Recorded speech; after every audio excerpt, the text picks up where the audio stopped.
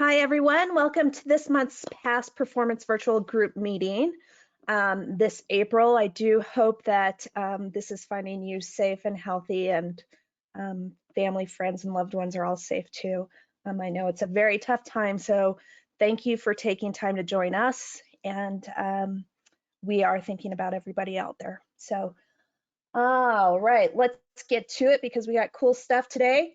My name is Leslie Weed. I am your moderator, the president of the Virtual Performance Group, and my screen is going crazy there.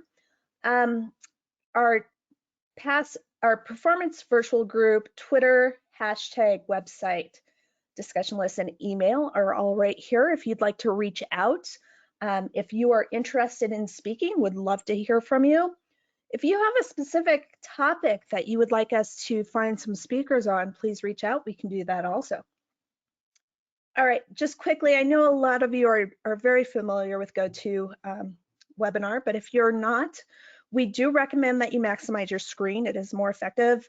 If you do need assistance, if you're having troubles with audio or anything, raise your hand and I will message you privately through the GoToWebinar and see if we can get that fixed for you.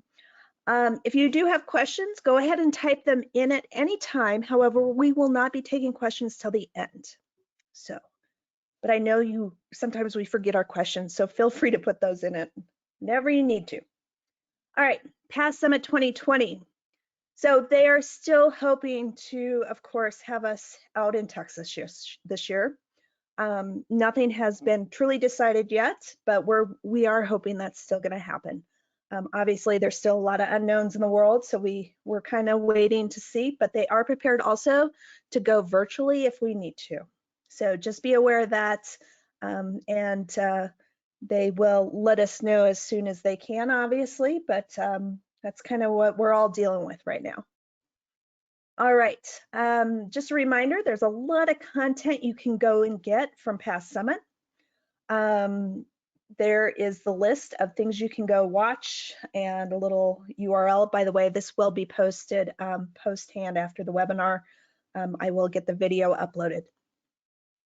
All right, there's a blogger program. If you haven't heard of that, Past has got a blogger program, and they're taking applications until April 30th if you want to be a part of that. And call for speakers is currently still open for Past Summit 2020. Those need to be in by, sorry, there goes my screen again. Those need to be in by April 23rd. So if you are interested in speaking, write up your abstract. You don't have to have the whole thing done, but just get your abstract in and get your name in. We'd love to hear from, I know a lot of you have great knowledge out there, so please share.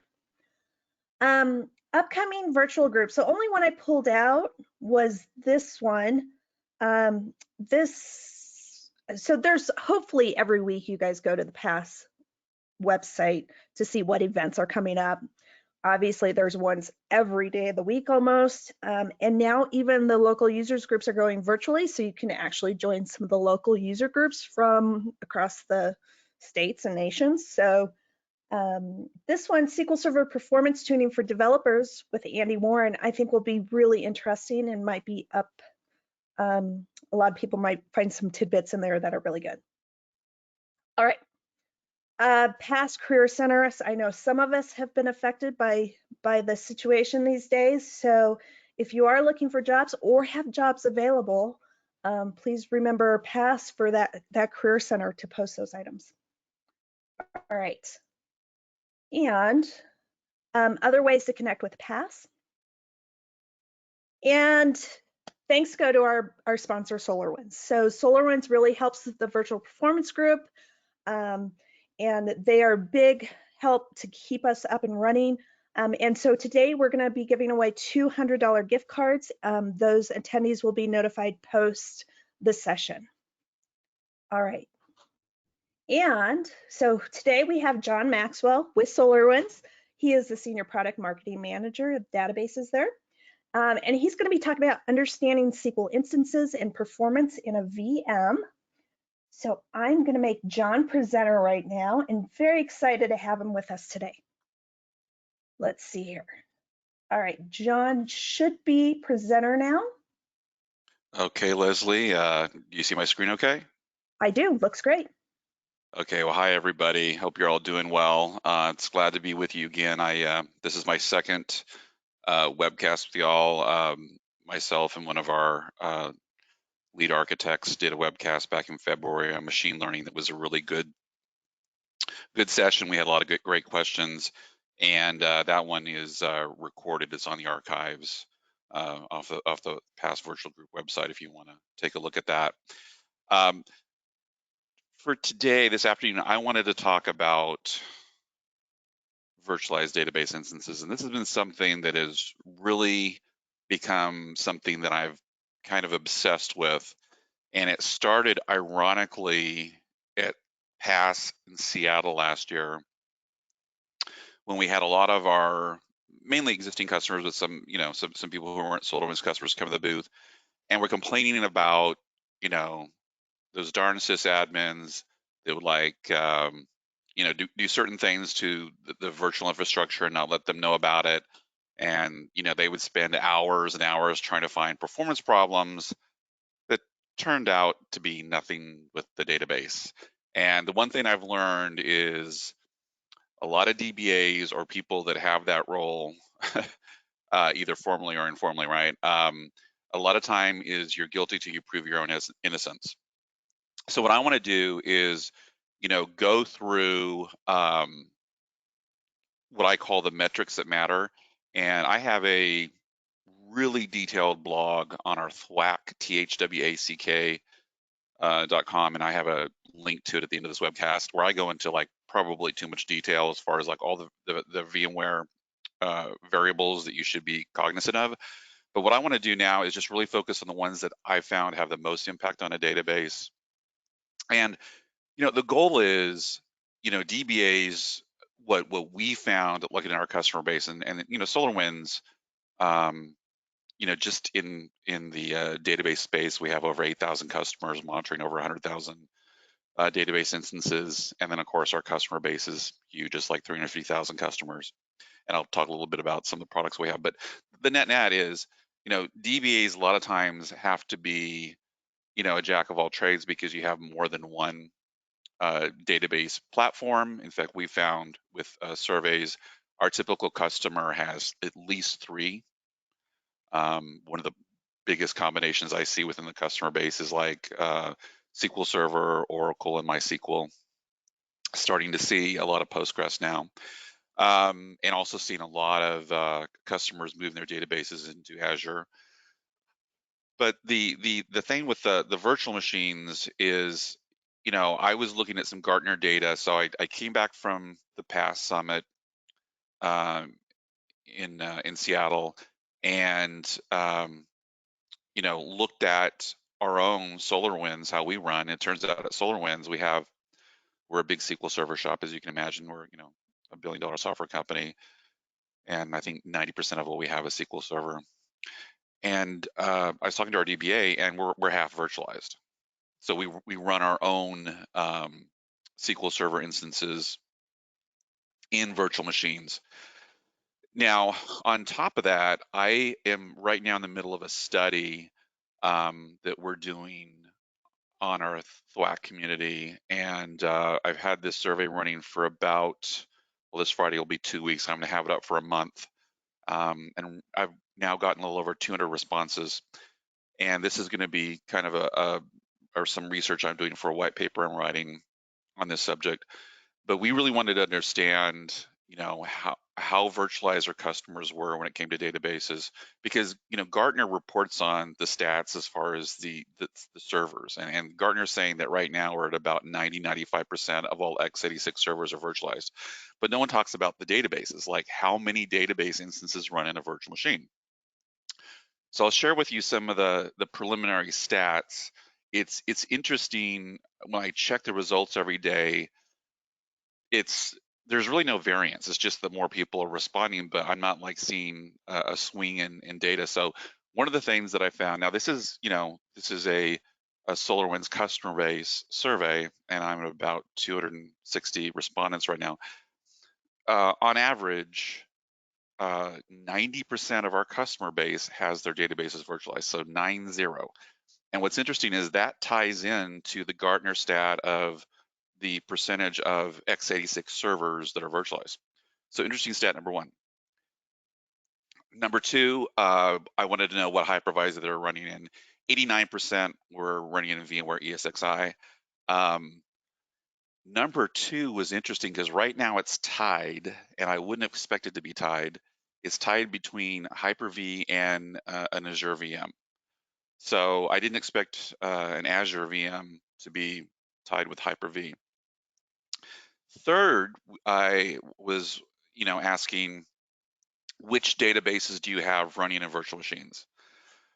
Okay, it's no secret, and this is a kind of a SQL-centric user group we're at. So SQL Server was was number one with a phenomenal 89%, which was phenomenal, which is telling me that, well, first of all, from our customer base, it shows that SQL Server is the most virtualized database out there, but I had no idea it would be so huge. Oracle was number two at around 41%. What's interesting is my SQL was number three at 39%. So, SQL Server was by far the runaway, at 89% virtualized database. Oracle number two, MySQL number three. Number four, it dropped off, and then after this number four, it was like kind of in the weeds. Interesting enough, number four at about 30% was Postgres. Found that very interesting. But like Leslie and I were talking earlier, we're starting to see a lot of Postgres, and it's certainly something that we're focusing on here at SolarWinds. So let's talk. That's just a little data I wanted to share with you. Now, when I created this presentation, and the reason for this with the blog and all the stuff we created was I want to give DBAs or people responsible for databases just enough information to be dangerous. I don't expect you to be VM gurus because a lot of shops have the system administration group or virtual administrators. They're responsible for deploying virtual machines, maintaining the hypervisors, all that kind of stuff. But because DBAs are always so held accountable for the performance of the backend database or applications, you need to know what's going on in your environment, so that way you don't waste hours and hours and hours tracking down something just to find out that someone did something to your virtual machine. This gives you the ammunition to go to whoever the group is that owns the virtual infrastructure and say, hey, how come at 8:35 you did this to the host that my database is running on, or to the virtual machine, or that type of thing. So I just want to cover, again, I'm not going to cover in depth all the metrics. I cover that in my blog because there's way too many, and I don't want to do kind of sensory overload. This is a very, kind of conceptual description of, I could have one server, I could have 3 VMs. Each VM could be running either, a Windows OS or a Linux OS. And here in this diagram, I have a SQL Server, MySQL, and Oracle. And the concepts of hypervisors is pretty simple, right? It's just a containerized workload that allows you to have virtual CPUs, virtual memory. You have your own virtual disks, which is called a VMDK that exists on what's called a data store. The virtual disk hides the physical storage layer from the virtual machine. And so this is why in the concepts of virtualization, you've basically remove the logic layer from the physical layer, which is great because it gives you, from some aspects, unlimited resources, but it also complicates things because now you don't physically see, like, you can be running on a VMDK and that's just a logical disk. Then you need to have software that's going to drill down and show you, hey, what's the actual physical disk? Am I in it running an EMC array? Am I on the, physical, HP or Dell server? That type of thing. But the VMDKs always appear as a SCSI device. But again, very, basic. Now, when it comes to of all the metrics that are out there, and then when I go through the demo, I'll show these and why they're important. The ones that I've found that can most affect a database instance running in a virtual machine are really these three. But again, now these are you could probably think, well, I can equate all this to a physical server, right, to an OS. So in a virtual machine, there's really two important metrics. One is called CPU ready. CPU ready is simply the time a virtual machine was ready to run, but sat behind other VMs waiting on shared resources like physical CPU and memory. So you're going to see that the virtual machine you're running in is using X amount of CPU, and in the product of DPA that I'll demo, you'll see where we capture, what SQL Server is running in that, what it thinks is, its own server, its own system, in a virtual machine, and that could actually be low, right? You go, well, gee, I have plenty of resources. I'm at 40% utilization for the SQL Server running this virtual machine, but if the virtual machine itself is experiencing CPU ready, that means that its virtual CPUs may not be getting enough physical resources, and we'll go into more of that in the demo. So CPU ready is certainly one of those signals that you want to be cognizant of, and basically, if it gets to say a certain percentage, 5 or 10%, you probably have a problem. Co-stop, which it's funny, I've talked to people that deal in virtualization, and they're like, co-stop, what's that? It's one of those kind of a host level event, and what this is this is the time that a VM, the whole VM, wait, so remember, CPU ready was the VM was ready to run, but it sat behind in line, from a scheduling perspective, other VMs. Co-stop is when that VM waits for a vCPU to do scheduling. So this means that your virtual machine cannot even get access, not 1 second, of the physical server CPU. And you may see that this as like little blips or something, but if this becomes something where it's, you're looking at a baseline or it's happening over minutes, basically something is going on in the host. Remember, the host is the term for the hypervisor that is running one or more virtual machines. Because remember, you can have a server that's got, a couple of virtual machines, or some of these big Dell, HP, whatever servers could have dozens of virtual machines running in them. Now, with memory, the three metrics that I think are the most important is, well, first of all, virtual memory is assigned to the virtual machine, just like the virtual CPUs. And there is some hidden VM memory overhead, so you don't get everything you think you're getting, and that's normally around 5%. And again, you'll be able to report on how much memory your database is using.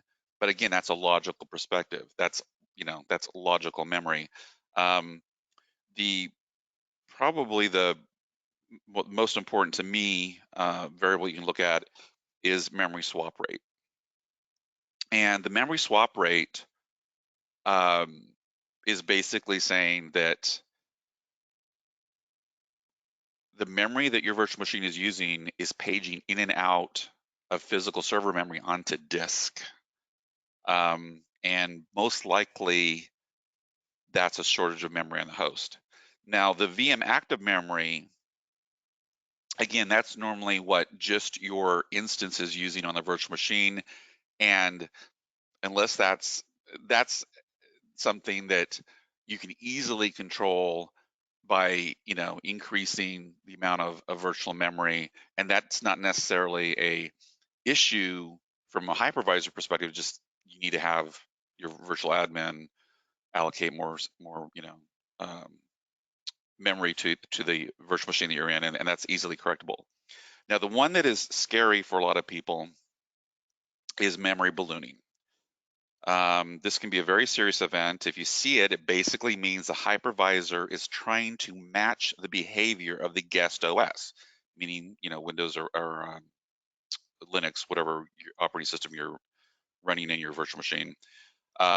If the VM your database is running has a certain percent of memory claimed by that balloon driver, and you see the memory swapping for your VM, the host may be running out of physical memory, and this could, basically make it impossible for your instance to run. Basically, so what's interesting here though is you can see memory ballooning, which again is one of those kind of like red lights, like ooh, that's a bad thing. There is a scenario where you may see memory ballooning, but your memory swap rate will be low. If you have that kind of situation, then it's probably a temporary event and you don't need to worry. When you have the high memory swap rate plus memory ballooning, that is when you need to like pick up the phone, run over to someone's desks and say, we have a severe shortage of memory for this virtual machine, either shut down other virtual machines, move us someplace else or whatever. The latency, again, just as with physical I/O, latency is a bad thing, right? It just means that your database instance is going to be running and waiting to get to that disk resource.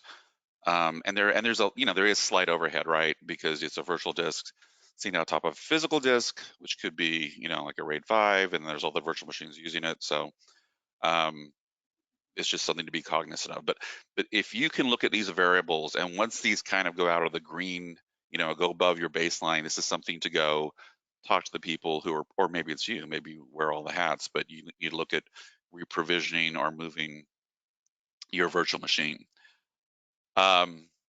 So those were the metrics. I'm going to talk to these when I go through the demo. I just wanted to give you a quick overview of SolarWinds and the product I'm going to be demoing, which is Database Performance Analyzer. I'm not sure how many people are familiar with SolarWinds, but we're a large company that focuses on the IT operations management space. 4,000 employees based here in Austin. Over 300,000 customers worldwide. We cross the whole stack when it comes to systems management. So network performance monitoring has kind of been our legacy. That's how the company started. And according to IDC, we're number one in that space. Systems management, of course, database management, application performance management. We recently grew last year into the ITSM space with a very highly regarded SaaS-based help desk solution. And we've also been growing into the security space. So kind of a broad set of portfolio. Most of those products, including this product I'm talking about today, are part of what's called the Orion platform. And Orion is not a product that you would buy from SolarWinds, but it is a underlying infrastructure that our products use to communicate to each other and for you to create a user experience, meaning a UI, through a web UI.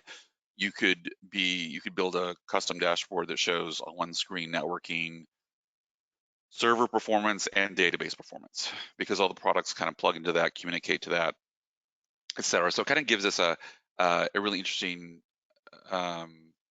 view, kind of a true end-to-end story, and a big percentage of our customers have more than one of our products. One of the combinations we see is they have our server and application monitor product plus our database performance analyzer, and the beauty is the products again integrate. You can put the products, kind of smash them up together into a custom dashboard, and have all kinds of data for both the servers. If you have our virtualization monitoring product, you can smash that into the dashboard. Same thing with the database. But the DPA product, it's really focused on, diagnosing poor performance and helping you get to the root cause of that. And so, the calling card of the product is the multi-dimensional weight analysis, where we provide on one screen and have performance advisors that tell you everything that's going on. And of course, I'm going to talk about the virtualized database monitoring. These are the platforms we support today. We have more, and literally more that are coming out in the coming weeks. So we're always adding to both database platforms and cloud platforms. As far as the architecture of this product, I've been doing product management, product marketing for about 20 years, and it's one of the easiest products I've ever installed in my life. It is simply, it's a relatively small binary that you download. You can run it either in Linux or Windows. You can run it in a virtual machine. Um, it's actually available in the Azure Marketplace. So if you want to spin it up and actually run it from Azure, you can do that for your Azure databases, or even run it in Azure for your on-premises databases. And then we have a kind of interesting offering in Amazon. If you go to the AWS Marketplace, we have a subscription service, and that product you don't buy outright. You just basically use the product against any of your Aurora or RDS instances, and you pay as you go. And if you want to use it for a week, use it for a week. If you want to use it for a year, whatever you want to do, you get that flexibility within Amazon. So the product, again, simple binaries to download and install. Like I said, server, virtual machine, the cloud. Um, it collects data down to the second. And the reason why I call that out is we have some very large software companies, um, including companies that we compete with, which is kind of funny because I can never mention their names, but it's a small world, right? It's a small world in technology.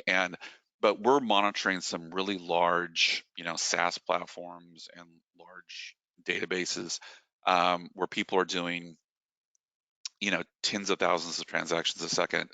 And, when you're a DBA looking at problems, there's probably two types of performance problems you're dealing with. One is the problem ticket that got opened, the email someone called you that this instance or this query is having problems. But there's a lot of things that get buried in the noise. And what I like about DPA is you can do proactive tuning. And so when you have those high volume, thousands of transactions per second, and one of the analogies I give is like, okay, so you have a query that runs 2 or 3 times a week and it's having poor performance. What do you want to spend your time on? That query that runs 2 minutes long on some days, or do you want to look at 12,000 queries that are sub-second, that each one has got a small delay on it? The bigger impact is going to be on that higher volume, and we give you the visibility to that. So we collect the data down to the second. You can put the backend repository on SQL Server, Oracle, Azure SQL Database, MySQL. It doesn't matter to us.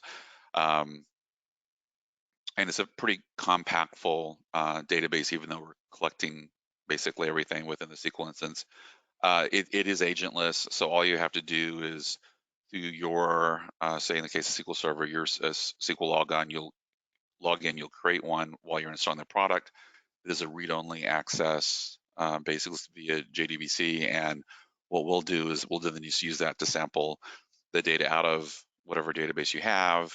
And like I said, we've got I think around 8,700 customers last time I looked, and we're in like massive organizations. I mean, organizations that have 2,000 SQL Server instances, that type of thing.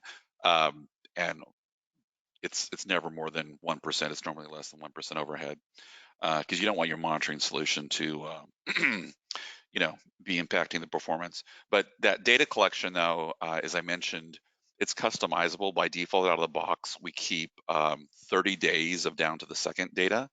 So if you want to go back and for whatever reason someone says, last Tuesday we had this problem, you have the ability to go back at a very granular level of detail to see what happened. Then after 30 days, we keep 90 days worth of data at the hour, and then we keep up to 5 years at the day. And that's all customizable, depending on what you want. I did this because there are a bunch of, I looked at the kind of default tools you get with ESXi. There's a lot of stuff out there that's, comes with the hypervisor. The trouble is, as a DBA, you probably don't have access to it. So when I was building my blog, just to do screen captures, I had to go through so much red tape for someone at SolarWinds to give me a temporary login as an admin to log into an EXI server just to do the screen captures for my blog. Because again, this is stuff that's normally nailed down, and a DBA is not going to have access to it. And if you're using any of these sites like GTO Trust Radius, there's hundreds of reviews out there on the product. So what I'd like to do now, I want to go into a product demo, and I've actually got a couple of systems here, depending on what I want to look at. One of the things that I kind of want to walk you through, this is the intro page to the product. You can customize it if you want to look at certain types of databases. You can put in the name here or a generic and search for it. And that way you can lower what you're looking for. You see that we're giving you, kind of trying to point out the database instances with the worst performing. We do reporting on availability groups. We're seeing more and more of that. In fact, I believe the last stat I saw is we have about we're monitoring about 31,000 availability groups in our customer base.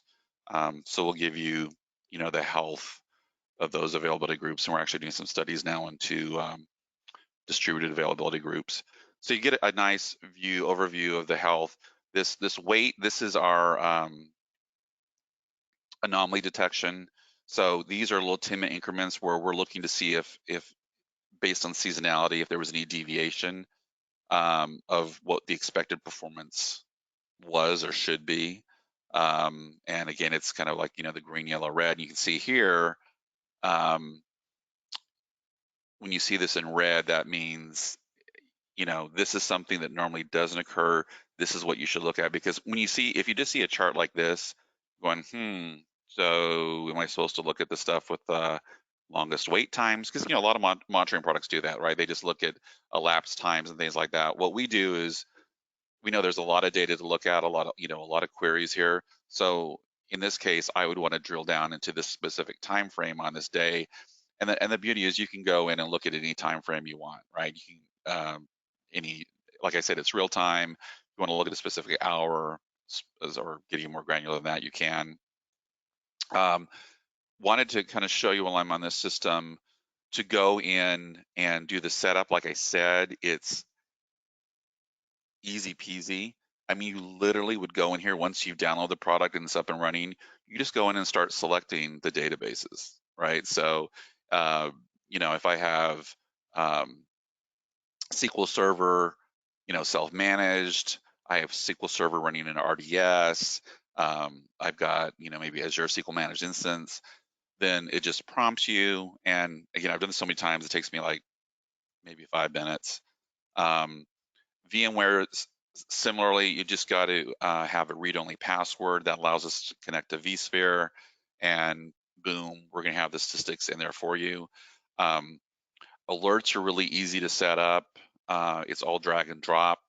So if you want to go in and create a template, SQL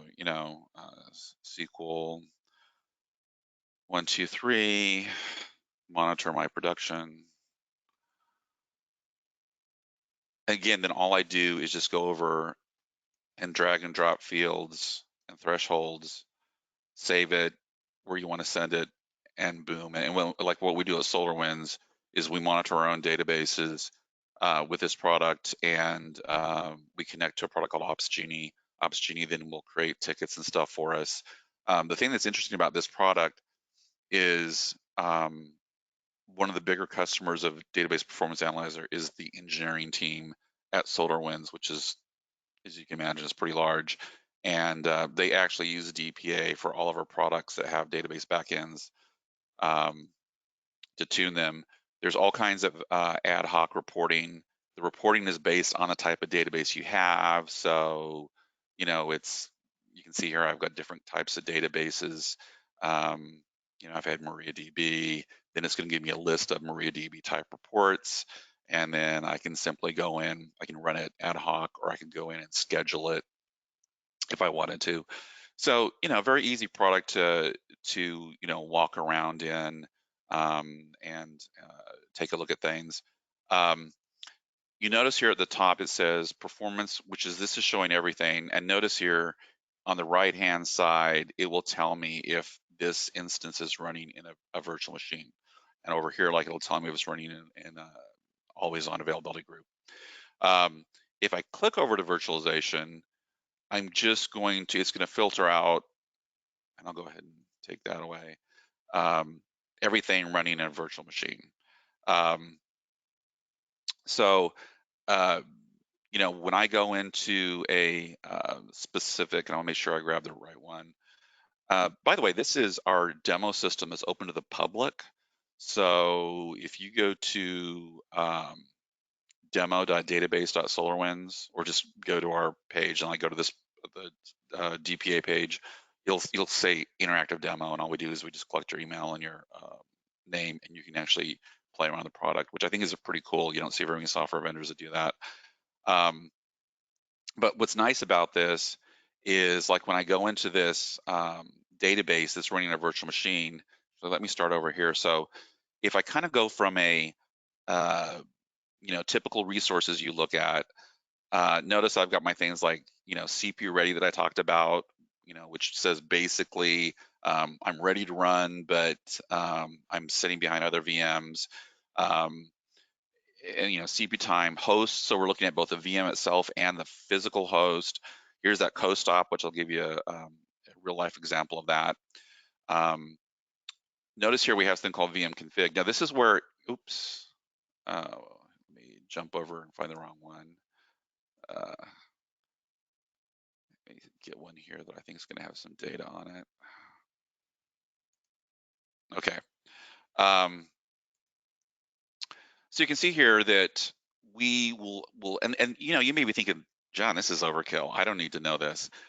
And you know what, maybe you don't. But this is just enough, like I said earlier, to allow you to be cognizant of the environment that your database instances are running in. So you'll know if you have to contact someone, you can say, you know, this is the name of my virtual machine. This is the number of virtual machines. I mean, I find a lot of people, DBAs, they don't even know when their virtual machine was created for them, what was it given? Like, how much memory was it given? How many virtual CPUs? What's the physical host? And again, the host is, you know, like this is a Dell PowerEdge server, right? So you know what you're physically running on. This is interesting because what this does, remember when I was talking about some of those where you could be fighting for resources? Well, look how many virtual machines are running on that host, right? And here's where I can go in and actually, you know, find the address of the actual device if I needed to that. And then again, the host storage, it's giving me my VMware virtual address along with some of the physical characteristics. So again, I have my resources as far as typical things that I look at for a database. I have the actual virtual machine configuration. I can look at what's running right now and, you know, some of the most important VM metrics. But again, what I like here is this VM layers, and this is where we basically take, in this case, we've taken our top SQL as far as executions go. Then I layered on statistics for the database instance itself. Then I layered on basically the ESXi metrics. Then I've layered now on the physical metrics, right? And the physical storage metrics. So that way I can line up, you know, like here, there's an event and it shows me right here, because see, this is the other thing that's kind of cool. We capture with our interface to vSphere, we'll tell you when anything changes in your environment. So we will automatically annotate any event that happened. But see, what's nice is I can see tie a SQL to a query into the instance, into the OS, into, you know, a physical host. So let me go over here and show you what I think is one of the most it would be a DBA's nightmare to try to find this problem. So if I have a database instance where someone's contacted me and said, okay, I have a poor performing query. So I'm going to jump into this query over here. when I go in and look at it, this is our multi-dimensional analysis that I talked about earlier. And this is kind of where we go in and we, show you over span of time. Again, you can customize this. Here I've got a pretty broad range of time between March 18th and April 18th, because I'm cumulatively looking at what were all the wastes. And you can see that memory CPU really peaked on the 23rd. And then I have other things like network IO and the like. I go down here. We have both query advisors and table tuning. Here saying spend a significant amount of time on these wait activities. We have built-in help all throughout the product, which I love. So if you're unsure what a metric is, just click on it and we'll show you what it is. In this case, I don't have any table tuning advice. Again, here now I just get into statistics as far as again, how many times it was executed, how many rows were processed, physical reads, logical reads. We do both for SQL Server. We'll show you blocking and deadlocks, show you the root cause of blocking and or everyone being affected. We'll tell you which plans were executed. If you want to actually go out and look at the plan, you can graphically see that or drill down into um, an aspect of it. Then, of course, you start getting into resources, paging, or the memory swap out, ready and stuff. But what's interesting is if I go back into, again, the specific query that I drilled down into, this 42557207, that hash, and you can go in and actually put in a real name too if you want to. I'm going to drill down on the longest wait time on this day. And now what I'm going to do, notice that I've gone to a granularity, is I'm basically looking at the 24 hours. And it looks like most of my problems happen between 7 a.m. and 10 a.m. Now, I know that nothing changed in the query. I know that nothing changed in the database. It wasn't taking an exorbitant amount of CPU, but this is where collecting these VM statistics are important, because look at all of a sudden, look where my CPU ready seemed to have a problem there. But look at this specific range right here, right? Between 6 a.m. and 10 a.m. co-stop. And remember when I was going through those metrics, right? Like a CPU ready co-stop, I said, this is one that means there's a serious problem. And what's the annotation we have here? This virtual machine was moved from one host to another, and it was a slow process. So it started at 6:30 and it didn't finish until 9:30. So for 3 hours, the reason I have all this CPU wait is because the overhead in vSphere or in ESXi of moving that caused me a problem. So this way you can go marching to that whoever did this and say, first of all, why did you schedule this during working hours? And two, you haven't gone around pulling your hair out trying to find out, what changed. Because, the majority of database performance problems are because, something changed. So that's kind of like a round the world tour. I'm at about 45 minutes. Again, certainly if you want to learn more about this product, you can go to our website, play around the demo yourself. We have a whole slew of SEs. Most of them have spent 10 years on the product. Most of them were either former Oracle, SQL Server, Postgres, DB2, DBAs. So if you want to, reach out to SolarWinds, and just say, hey, I'd like to do a demo on this product of SQL Server running in Azure, whatever you wanted, you can do that. So I guess with that, Leslie, I pretty much covered everything I wanted to cover. Okay, well, we do Oops. have some questions. Are you ready? Okay.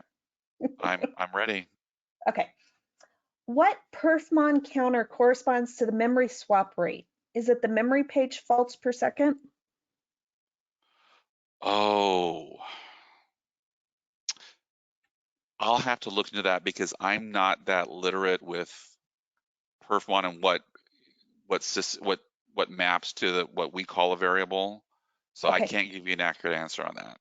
sure. Okay. Does DPA use high resources? Somebody had some experience where it seemed like their DPA queries were really having performance issues.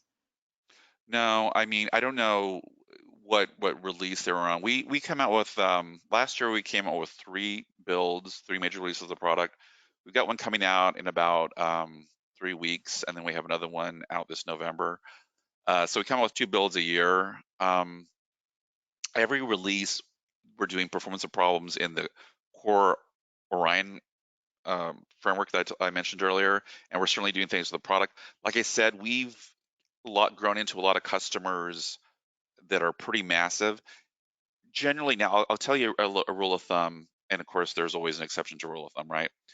So DPA, and when I mentioned that you could install it in Linux server, Windows server, virtual machine, whatever, in Azure. So in our documentation, we give you guidance to say you probably need one DPA collection server for about every 250 virtual machines. Excuse me, database instances. And then we have basically a aggregator that aggregates multiple DPA servers where you have like a single pane of glass, right? That said, so that's the rule of thumb. That said, we have customers that with one DPA collector are monitoring over 1,000 databases and some other crazy numbers. But I remember at the past show last fall at Seattle, we had one big brand name. You see their commercials all the time, e-commerce customer, who had about 450 databases, and they were complaining about performance. And basically, all of our SEs are super technical. They just said, well, once you split it amongst 2 servers, do this, blah, blah, blah. Showed them how to use the aggregate view. So basically, you can't tell that 2 DPA servers are running. And they did that and came back to our booth and said it was screaming fast. So it really depends on, I think, like what version. And right now, the current version is 2019.4. And then, like I said, there's that rule of thumb, but it's really dependent on um, the how much horsepower you're giving it. Not so much the memory, but it's just how many concurrent instances that machine that you've given us can handle. I hope that Sure. answered the question. It's kind of long-winded, but Okay. Yeah. No, that makes sense. yeah. You mentioned pay as you go in Amazon. Is that also available in Azure? Is it per database costing or per server? So we will be going. So the product is licensed per instance. Um, Today, outside of Amazon, it's a perpetual license. Yet we are introducing, I want to say this month, if not this month, it's next month, subscription licensing across the board. So you'll have an alternative to the perpetual license or subscription licensing. Now Nice. that is per database instance. Amazon was kind of, I don't want to say an experiment because it was a way for us to um, kind of get into that space. And our Amazon usage has doubled in 12 months. So that has caught a lot of people's eyes. So we're looking at what we did in Amazon to duplicate that, but I can't give you the time frame in Azure because this becomes even more important for people that have deployed Azure SQL Database Managed Instance, where all of a sudden now you're more dealing with individual databases versus database instances. So we're looking at ways to kind of provide that same kind of pricing that we do on uh, uh, Sure. Amazon to Azure. Okay. Does the monitoring add any code or tables to the database server being monitored? If No, so, are it's the modifications backed out? nope. It's we don't even. I've worked on products in the past where they'll inject binaries or something.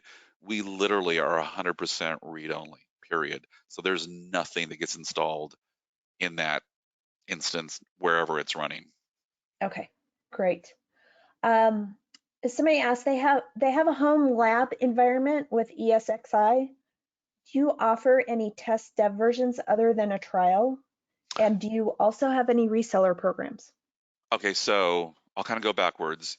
Yes, we do have reseller programs. We have hundreds of resellers across the world that sell this product. I mean, like if you go out to the big ones, like if you guys go out on CDW.com or SHI, you'll see this product, right? So that's one way to purchase it. But yeah, we have a huge reseller network. That's A. B, if you work with our sales reps, and I'm not in sales, you can certainly extend the trial if you want to. I mean, I honestly think 14 days is a little tight for me. Right. They'll be happy to extend that for you.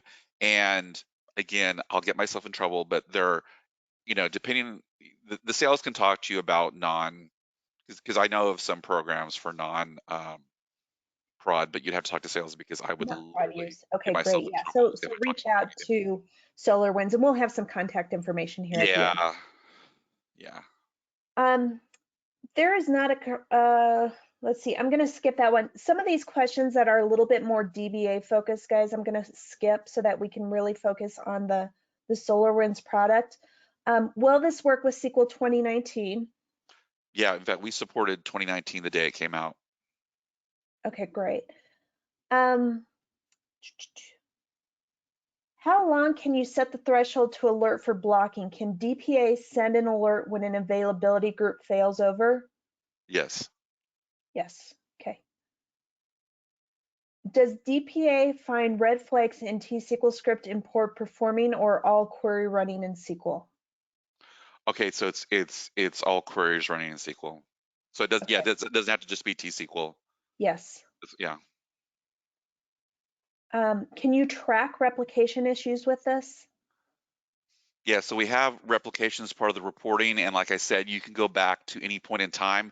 So some of those screens that I was kind of blowing through pretty quick, you can just give the span of time that you want to look. So if you want to get down, like to an hour, you can. But if you want to go back and look what happened in March, go through and look at that because again, we're keeping it up to 5 years worth of data.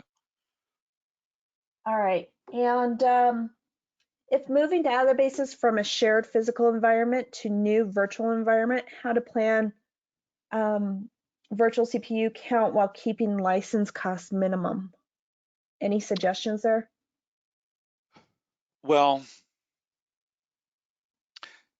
it's funny when I looked at a lot of customers' environments, everyone seems to have between 2 and 4 virtual CPUs. And I think I know where this is coming from because of the vendor who charges per CPU. Um, yeah, I don't have any advice for that because I think with most people now, again, if you go to DB database as a service, which I know is a big jump for people, you don't have any of those issues, right? Because you just then pay the vendor to manage your database, and then all you have to do is manage, the queries and the tables, and that's why like this query analysis becomes even more important, right? Because you're not worried about the infrastructure anymore, just the Right. database and the queries. Do you need an additional license for the VM host? Ah, good catch. Yeah, so the VM option is an additional add-on to the product. But when you do the trial, so it's actually part of the product, it's just a license key. So when you do the trial, you have access to the VM option. And then, when you're negotiating with your sales rep or your channel partner, then you can negotiate, to add in the VM option. Sure, sure. All right. So you guys got to get your what do we call it when we go to the market and we have to haggle with the license guys, right? You guys got Yeah, to SolarWinds, prepare.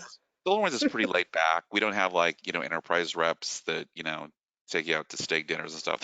They're all telereps based either here in Austin or Utah. So they're pretty, I don't want to say laid back, but we try to make it a non-pressure environment Excellent if you want to look buying at our products. experience.